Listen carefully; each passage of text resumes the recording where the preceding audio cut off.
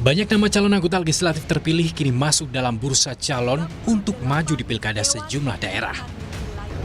Belakangan, muncul polemik perlu atau tidaknya seorang caleg terpilih untuk mengundurkan diri dan tidak dilantik jika yang bersangkutan dicalonkan partai politik di gelaran pilkada. Menurut Komisi 2 DPR, KPU sudah bersurat untuk mengajukan konsultasi pembahasan aturan soal ini. KPU beberapa waktu yang lalu sudah mengirimkan surat untuk mengajukan konsultasi mengenai dua rancangan peraturan KPU. Yang pertama adalah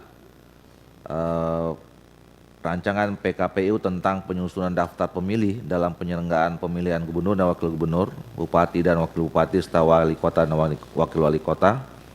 Kemudian yang kedua adalah peraturan KPU tentang pencalonan gubernur dan wakil gubernur, bupati dan wakil bupati, serta wali kota dan wakil wali kota. Polemik kemudian muncul ketika Komisi Pemilihan Umum berikan pernyataan yang berubah-ubah soal aturan ini.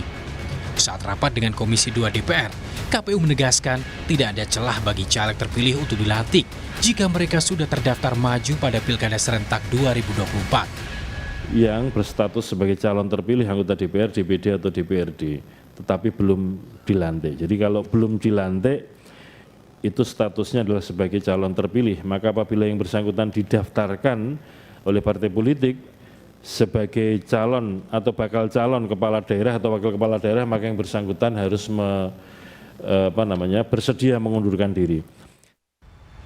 Padahal 1 pekan sebelumnya, KPU memberikan pernyataan bahwa hanya orang yang memiliki jabatan sebagai anggota DPR, DPD, atau DPRD yang harus mundur dari jabatannya jika mencalonkan diri di Pilkada 2024. Pada dasarnya seseorang yang harus mundur dari jabatan apabila dia mencalonkan diri sebagai kepala daerah, ya apakah calon gubernur, wakil gubernur, bupati, wali kota, itu adalah orang yang menduduki jabatan sebagai anggota DPR, DPD atau DPRD. Jadi kalau dia tidak sedang menduduki jabatan itu dan dia nyalek ya, kemudian dinyatakan terpilih, nggak ada kewajiban mundur. Yang ada kewajiban mundur itu kalau orang menduduki jabatan. Gitu.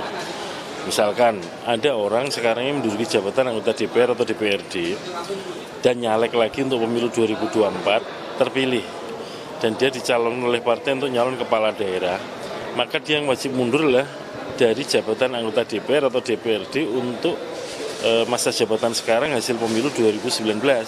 Tapi untuk terpilihnya kan tidak ada kewajiban, karena undang-undang menyatakan yang wajib mundur orang yang sedang menduduki jabatan.